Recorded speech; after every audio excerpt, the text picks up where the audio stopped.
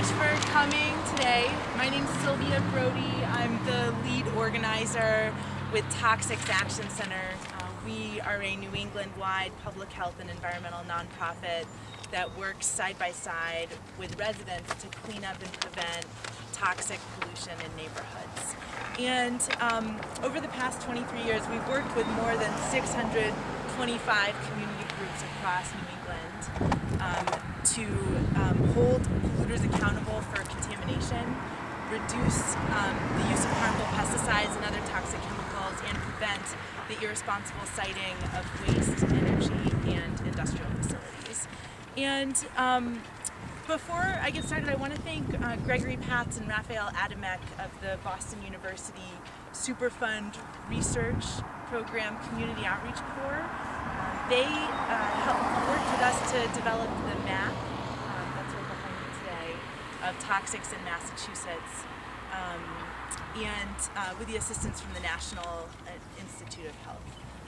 And before I get started, I also just want to thank our speakers today who are here to be a part of this release, Eddie Johnson and Carol Stripcheski of CLEAN, Pastor Curtis Dietz, who I believe is on his way, and attorney Steve Fishbach. I also want to thank Lou St. John from the New Bedford Educators Association for being here today. We are here not only to release this map and this report across, to make it available to residents across the state, but also to spotlight New Bedford as an egregious example of historic toxic contamination that we're still struggling to clean up. Today, we're releasing Toxics in Massachusetts, a town-by-town profile, and an accompanying map that you can see behind me. This map reveals a legacy of pollution in the state that may or may not surprise most Bay Staters, knowing the state's history as the birthplace of the Industrial Revolution. But for the first time, citizens who are looking for answers about where they live have a one-stop source of information.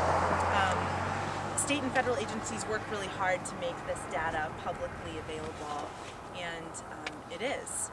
But it's not always accessible. This report makes it more accessible to residents who are looking for answers, and the map really gives us a visual to see how all of these toxic threats fit together.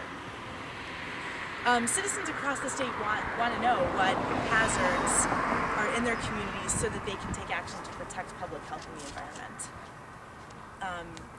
And also just work proactively to create a safer environment for their families. And through our work with citizens to prevent and clean up pollution, three things are clear. The first is that toxic chemicals can harm or even kill us. Chemicals threaten human health and the environment, and they take the greatest toll on children and on pregnant women. We know this here in Massachusetts, where elevated rates of leukemia, especially among children, have been linked to the industrial chemical trichloroethylene found in Woburn's public drinking water source, as well as tetrachloroethylene in drinking water on the Upper Cape. Massachusetts also has some of the highest rates of breast cancer in the country. These impacts are even more acute in low-income communities and communities of color. Danny Faber at Northeastern has done research that shows that there are 23 times more hazardous waste sites per square mile in high minority communities than there are in low minority communities. And there are more than 4 times hazardous waste sites, more than 4 times more hazardous waste sites per square mile in low-income communities than there are in high-income communities. The second thing is that polluters rarely take responsibility voluntarily for their pollution. If this were the case, we wouldn't need the EPA's Superfund program or the state's hazardous waste cleanup program or this map today. One thing that this map shows is that oftentimes industries will go to extraordinary lengths to avoid taking responsibility for their messes, and that it's the taxpayers who end up having to foot the bill. The third most important thing to know is that We all have the right to live in a toxic-free environment with water that is safe to drink and air that is safe to breathe. If you don't live in New Bedford, and I think probably for some who do live here, it's easy to feel immune to toxic pollution, hazardous waste, or contaminated drinking water, but our state has 36 National Priorities List Superfund sites on the federal list. An additional 1,900 tier classified toxic waste sites identified by the state. More than 1,100 large quantity hazardous waste generators, over 500 active enclosed landfills, and 7 active incinerators.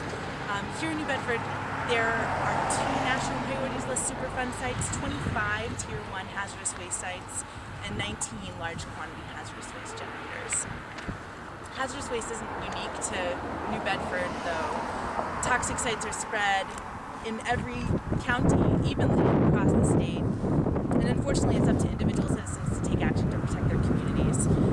Until we as a society are creating less waste, using non-toxic materials and products, running on clean energy, and phasing out pesticides, we're going to have to wage community and statewide battles and ensure that cleanup on these sites is done properly, and I think more importantly, that the pollution is prevented in the first place.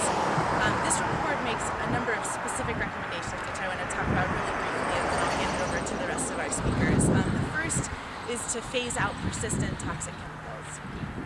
The legislature should pass the Safer Alternatives Bill and reform the way we regulate chemicals. It would strengthen the Toxic Waste Reduction Act by establishing a program to phase out persistent toxic chemicals and replace them with safer alternatives. Secondly, we should assure appropriate cleanup of hazardous waste. We need to establish shorter timelines to ensure that sites are cleaned up in a manner that fully protects public health and the environment. At the federal level, the polluter pays fees from the National Superfund program expired in 1995 and have not been reinstated. And now, on the 30th anniversary of the Superfund program, taxpayers are footing the bill for cleanups of sites on the Superfund list. This provision should be reinstated, and we urge the Massachusetts delegation to work at the federal level to do that. Thirdly, create a waste program that maximizes waste reduction and moves us closer to zero waste. Recycling rates in Massachusetts are stagnant, and each of the 25 active landfills and 7 active incinerators pose a threat to the health of Massachusetts residents.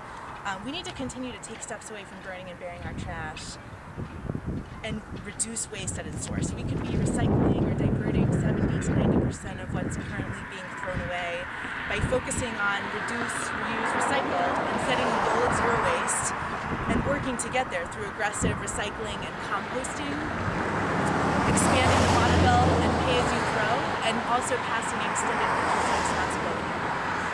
In addition, the report recommends that we advance renewable energy technologies by expanding programs for wind and solar and energy efficiency, protect water quality and quantity by restoring the Clean Water Restoration Act at the federal level, and reducing pesticide exposures by enforcing a law that restricts pesticide use on school grounds, and then also for the state to phase out pesticide use on state lands and along rights of ways.